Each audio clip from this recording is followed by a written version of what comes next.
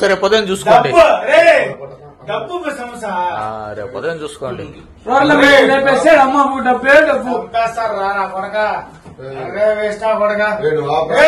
రేపు ఉదయం చూసుకోండి, నిన్ననే కదా. మా ఫ్రెండ్ ఎన్ని స్టేషన్ రాలేదు, ఎన్నిసార్లు రాలేదు, ఎన్నిసార్లు పరగలేదు నేను నీకోసం. వీళ్ళు మనుషులేనని అడుగుతున్నా, వీళ్ళంటి వాళ్లపైన ఉపేక్షించే అవసరం ఉందా అని మిమ్మల్ని అడుగుతున్నా. అందుకే చెప్పా, చెయ్యి వేసావంటే అదే నీకు చివరి రోజు ఈ భూమి మీదని మరొక్కసారి హెచ్చరిస్తున్నా. పోలీస్ వ్యవస్థ కూడా నేను స్పష్టంగా చెప్తున్నా, తొందరలోనే మీరు చూస్తారు. ఎక్కడ చూసినా టెక్నాలజీతో సీసీటీవీ కెమెరాలు పెట్టి ఎవడైనా ఇలాంటి పని చేస్తే 2 నిమిషాల్లో వాడిని పట్టుకుని ఏం చేయాలనో చేసే బాధ్యత నాదని మరొక్కసారి మీ అందరికీ ఆమె ఇస్తున్న. ఎవరిని వదిలిపెట్టను, రౌడీజాన్ని సహించను, ఎట్టి పరిస్థితుల్లో ఉపేక్షించాం. అందుకే ఆ విషయాలు కూడా ఇంకొక పక్క మీరు చూస్తే ఈరోజు నేను చేసే పనులన్నీ కూడా ఎప్పటికప్పుడు నిరంతరం కొనసాగాలి, సస్టైనబిలిటీ ఉండాలి. ఆడంబ సూరత్వం పనికిరాదు. చెప్పిన మాట నిలబెట్టుకోవడానికి ప్రయత్నం చేస్తా ఉంటే రాక్షసుల మారిగా ఈ పవిత్రమైన యజ్ఞాన్ని భగ్నం చేయాలని అన్ని విధాల ప్రయత్నం చేసే పరిస్థితికి వచ్చారు.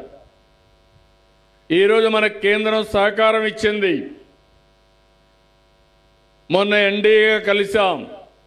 3 పార్టీలు కలిసిన తర్వాత ఢిల్లీలో కూడా మన పరపతి పెరిగింది. అమరావతికి డబ్బులు ఇచ్చారు. పోలవరాన్ని పూర్తి చేయడానికి 12,500 కోట్ల రూపాయలు ఇచ్చారు. రైల్వే జోన్ కూడా శాంక్షన్ చేశారు. విశాఖపట్నం స్టీల్ ప్లాంట్ ప్రైవేట్ అయిపోతా ఉంటే 11,400 కోట్ల రూపాయలు ఇచ్చి దాన్ని మళ్లీ రివైవల్ కోసం ముందుకు పోయే పరిస్థితికి వచ్చారు. అటు కేంద్ర సహకారం తీసుకున్నాం, ఇటు మన అభివృద్ధి కార్యక్రమాలతో ముందుకు పోతున్నాం. ఈరోజు యువత ఉంది, మీకు ఉద్యోగాలు కల్పిస్తానని మాట ఇచ్చాను. ఏ రాష్ట్రంలో జరగని విధంగా 1 సంవత్సరంలో 9,50,000 కోట్ల రూపాయల పెట్టుబడులు వచ్చి ఇవి పూర్తయితే 8,50,000 మందికి ఉద్యోగాలు ఇచ్చే బాధ్యత ఈ ప్రభుత్వాన్ని అని చెప్పి నేను మీకు తెలియజేస్తున్నా. ఇదే కాదు, ఈరోజు మీరు చూస్తే ఇప్పటికే 5 లక్షల కోట్ల రూపాయలు పనులు ప్రారంభమైనాయి. 4,50,000 మందికి ఉద్యోగాలు వస్తాయి. 10 సంవత్సరాల్లో ఎంత పెట్టుబడులు వచ్చాయో 1 సంవత్సరంలో అంతకంటే ఎక్కువ పెట్టుబడులు తీసుకొచ్చి ఉపాధి కల్పిస్తున్నాం. యువతకు ఏ హామీ అయితే ఇచ్చానో దాన్ని నిలబెట్టుకుంటాను. మొదటి సంతకం చేశాను. మెగా డిఎస్సి 16,500 మందికి ఉద్యోగాలు. ఎన్ని అడ్డంకులు సృష్టించాలో అన్నీ సృష్టించారు. దాన్ని జరగనీయకుండా చేయడానికి సుప్రీంకోర్టుకు వెళ్లారు ఈ దుర్మార్గులు. అయినా అప్రమత్తంగా ఉన్నాం. ఇంటర్వ్యూస్ జరుగుతాయి. 1 నెల లోపల వాళ్లకు ఉద్యోగాలు ఇచ్చే బాధ్యత ఈ ప్రభుత్వాన్ని అని చెప్పి కూడా నేను మీకు తెలియజేస్తున్నా. ఇంకొక మాట కూడా చెప్పాను, ఏదైతే నిరుద్యోగులు ఉన్నారో అలాంటి వరకు ఉద్యోగాలు వచ్చే వరకు నిరుద్యోగ భృతి ఇచ్చి తల్లిదండ్రుల పైన ఆధారపడకుండా కుటుంబ పెద్దగా మీకు అండగా ఉంటానని ఆ రోజు చెప్పాం. దాన్ని కూడా శ్రీకారం చుడతామని మీ అందరికీ హామీ ఇస్తున్నా. నేను ఏ మాట చెప్పినా ఆ మాట పైన సీరియస్గా తీసుకుని ఆ ప్రయత్నంతోనే ముందుకు పోతున్నాం. ఇంకో పక్క నేను ఒకటి ఆలోచించాను, 2029కి పేదరికం లేని సమాజం, ప్రతి ఒక్క కుటుంబానికి కూడా సంక్షేమ కార్యక్రమాలు ఇవ్వడమే కాదు 10 రూపాయలు సంపాదించుకునే మార్గం కూడా చూపించాలని, ఏ విధంగా చేయాలని ఆలోచిస్తున్నాను. దీనికోసం కొత్త విధానం P4 అనే ఒక కార్యక్రమానికి శ్రీకారం చుట్టాను. ప్రభుత్వం కొంతవరకు సహాయం చేస్తాం, కేంద్ర ప్రభుత్వం సంక్షేమ కార్యక్రమాలు ఇస్తారు.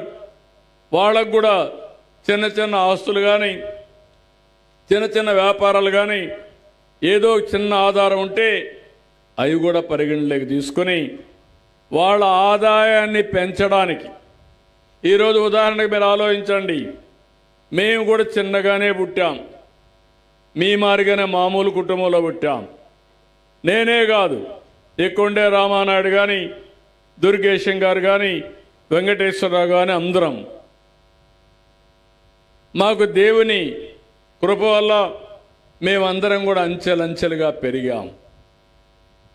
ఈరోజు నరేంద్ర మోడీ గారు మామూలు కుటుంబమే. మనమందరం ఆరాధించే ఎన్టీ రామారావు గారు ఒక మామూలు కుటుంబమే. ఒక పవన్ కళ్యాణ్ గారు ఒక మామూలు కుటుంబమే. కడాన ఎవరైతే అంబేద్కర్ గారు ఆయన కూడా ఒక మామూలు కుటుంబంలో పుట్టాడు. ఆయన జీవితాన్ని మీరు చూస్తే ఆ రోజుల్లో బరోడా రాజు ఆయన చదువుకోవడానికి ముంబైలో 10 రూపాయలు ఇచ్చాడు నెలకు ఆ రోజుల్లో. అదే సమయంలో లండన్కి పోవాలంటే నెలకు $12 ఇచ్చాడు. ఆ సహాయంతో బాగా చదువుకొని మేధావిగా తయారై దేశానికి రాజ్యాంగం రాశాడు. ఇది ఇప్పటికే కాదు, చరిత్రలో చిరస్థాయిగా ప్రతి ఒక్కరి గుండెల్లో మిగిలిపోతుందని చెప్పి కూడా నేను మీకు తెలియజేస్తున్నా. అందుకే నేను చెప్పింది, అందరం సమాజం వల్లనే పైకొచ్చాం.